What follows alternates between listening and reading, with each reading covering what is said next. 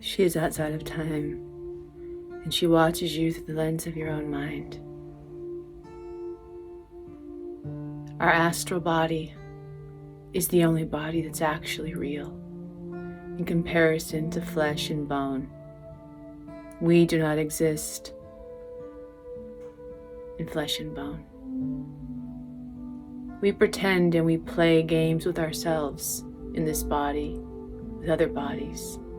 But beyond it all is the watcher, the mother on the inside, who we call to us to be with us, to come into us through prayers and mantra and breath and service to others.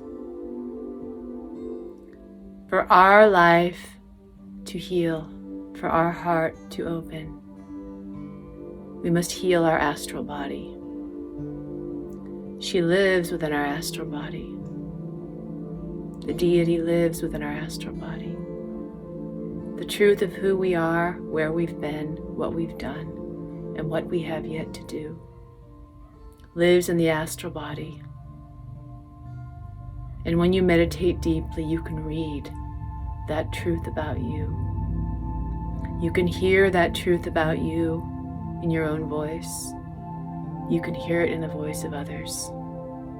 Because truly the only time that exists for us is the timeline of sound. Listen to the beginning and the end of your own sound and trace back the steps of where you've been. And listen to where you need to go, because she lives in the voice. She watches through the eyes. You can't see her because you aren't separate from her. She's too close. She's so close. We heal our astral body by invoking her presence to become more viable than our own imaginary will presence.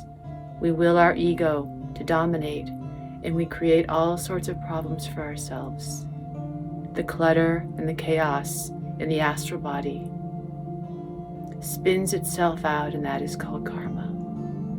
And we bounce around in these bubbles together, off each other, all crazy with ourselves inside, while she waits and watches through the lens of our own mind, guiding us if we're quiet enough to listen, lifting us if we're open enough to her love. Because this world is a harsh place without her. Who is her? The real mother, the divine mother.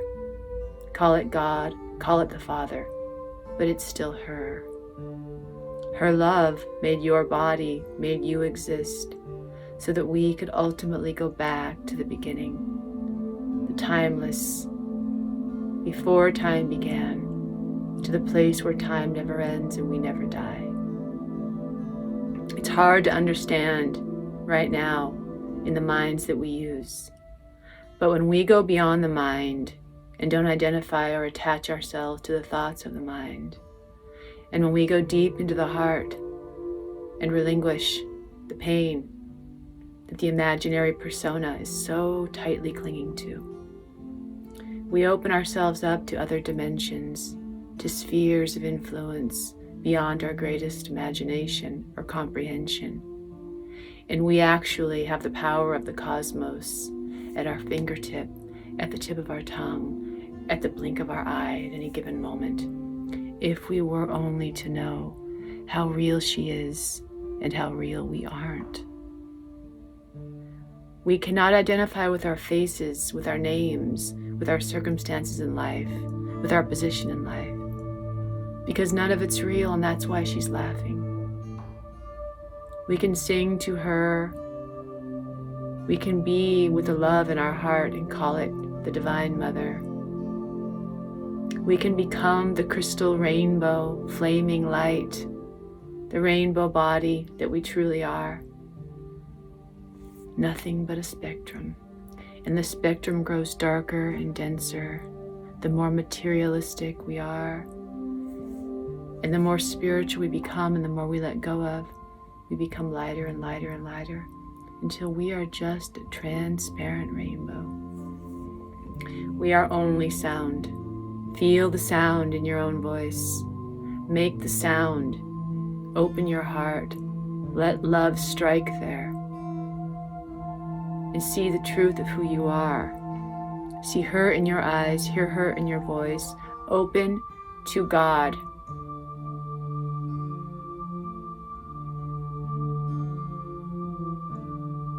There is only that. You can call it whatever you want.